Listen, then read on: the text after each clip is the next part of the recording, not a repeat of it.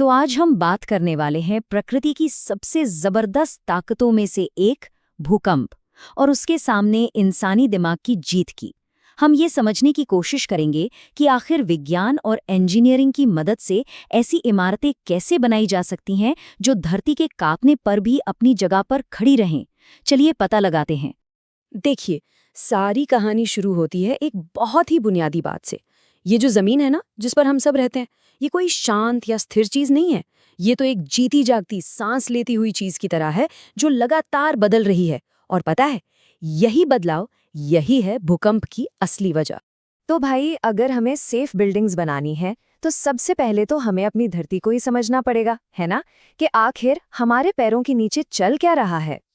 तो होता क्या है कि हमारी पृथ्वी की जो सतह है वो असल में एक बड़े से जिगसॉ पजल जैसी है, और इसके जो बड़े बड़े टुकड़े हैं उन्हीं को हम टेक्टोनिक प्लेट्स कहते हैं। और ये प्लेट्स ये कभी भी शांत नहीं बैठती, ये लगातार हिलती रहती हैं, कभी एक दूसरे से टकराती हैं तो कभी एक दूसरे से दूर खिसक जाती हैं। अब ये जो प्लेट्स हिलती हैं ना, वो 3 मेन तरीकों से हिलती हैं, और यही तो भूकंप की असली जड़ है। पहला, जब ये आपस में टकराती हैं, जैसे हमारे हिमालय बने, उसे कहते हैं कंप्रेशन। दूसरा, जब ये एक दूसरे से दूर जाती हैं, उसे कहते हैं एक्सटेंशन। और तीसरा, जब ये एक दूसरे के अगल बगल से सरक जाती हैं, उसे कहते हैं ट्रांसफॉर्म। ठीक है, तो अब हमें ये तो पता चल गया कि प्लेट्स हिलती हैं, लेकिन सवाल ये है कि ये जो धीमी सी मूवमेंट है, इससे इतनी जबरदस्त एनर्जी कैसे निकलती है जो भूकंप बन जाती है। चलिए देखते हैं। जरा सोचिए, जैसे आप एक रबर बैंड को खींचते जा रहे हैं, उसमें एनर्जी जमा होती जाती है ना। बिल्कुल वैसे ही ये विशाल प्लेट्स सालों साल एक दूसरे पे दबाव बनाती हैं।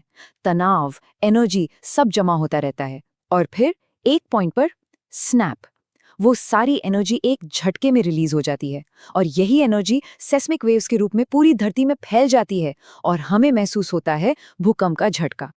अब बात करते हैं भूकंप की असली ताकत की, मतलब ये कितने पावरफुल हो सकते हैं। इसको समझना इसलिए जरूरी है ताकि हमें पता चले कि हम कितनी बड़ी चुनौती से निपट रहे हैं। ये जो नंबर है ना स्क्रीन पर, ये दिमाग घुमा देने वाला है।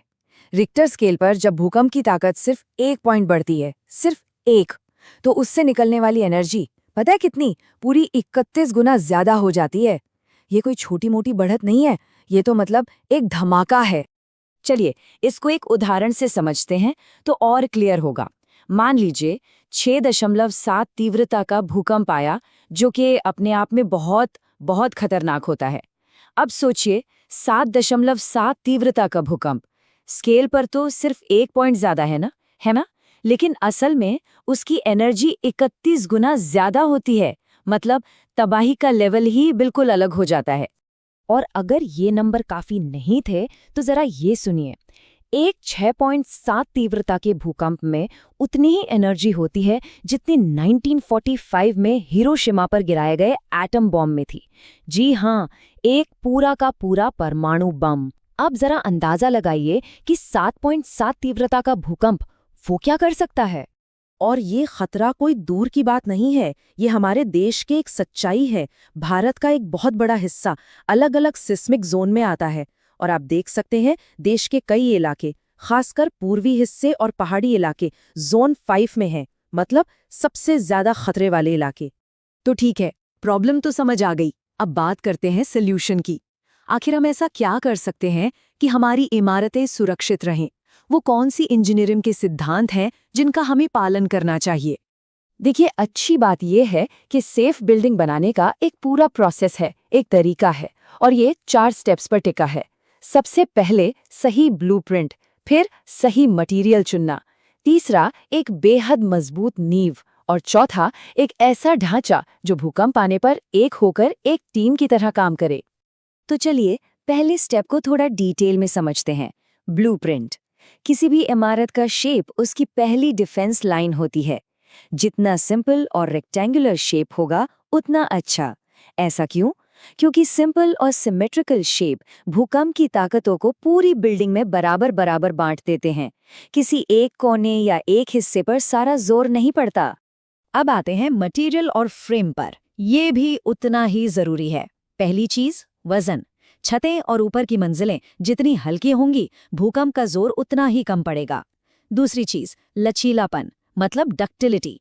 इसके लिए जो स्टील इस्तेमाल होता है वो ऐसा होना चाहिए जो बिल्डिंग को थोड़ा झुकने दे, बिना टूटे, एक स्प्रिंग की तरह। और सबसे जरूरी बात, बीम, कॉलम, नींव सब कुछ आपस में मजबूती से बंधा होना चाहिए ताकि पूरी बिल्डिंग एक साथ हिले। ठीक है, नई बिल्डिंग्स की बात तो हो गई, लेकिन अब एक बहुत बड़ा और जरूरी सवाल, उन करोड़ों इमारतों का क्या जो पहले से बनी हुई हैं? उनके लिए क्या किया जा सकता है? यहाँ पर ना 2 शब्दों का मतलब समझना बहुत जरूरी है, रेट्रोफिटिंग और रिपेयर। रेट्रोफिटिंग का मतलब है भूकंप आने से पहले ही अपने बिल्डिंग को मजबूत करना, ये एक प्रोएक्टिव कदम है। और रिपेयर, वो तो भूकंप से नुकसान होने के बाद किया जाता है, ये एक रिएक्टिव कदम है। और भूकंप के बाद की स्थिति बहुत मुश्किल होती है। हर किसी के मन में यही सवाल होता है, क्या इस डैमेज हुई बिल्डिंग को रिपेयर करना ठीक रहेगा या फिर इसे तोड़कर नया बनाना ही सेफ ऑप्शन है? खुशी की बात यह है कि इस मुश्किल सवाल का जवाब देने के लिए हमारे पास एक गाइडलाइन है। हमारे इंडियन स्टैंडर्ड कोड ये कहता है कि अगर किसी बिल्डिंग को रेट्रोफिट करने का खर्चा उसे तोड़कर नया बनाने के खर्चे के 50% से कम है, तो रेट्रोफिटिंग ही बेहतर रास्ता है। एक बात और समझनी होगी कि हर रिपेयर एक जैसा नहीं होता। इसके 3 लेवल होते हैं। पहला है आर्किटेक्चरल रिपेयर, मतलब बस प्लास्टर, पेंट, खिड़कियां ठीक कर देना। इससे बिल्डिंग की ताकत वापस नहीं आती। दूसरा है स्ट्रक्चरल रिपेयर, इसमें दरारें भरी जाती हैं, कॉलम ठीक होते हैं, जिससे थोड़ी बहुत ताकत वापस आ जाती है। और तीसरा और सबसे ज़रूरी है स्ट्रक्चरल रेस्टोरेशन। इसमें सरियों को वेल्ड करने जैसे काम होते हैं ताकि बिल्डिंग अपनी असली डिज़ाइन वाली ताकत पर वापस आ सके।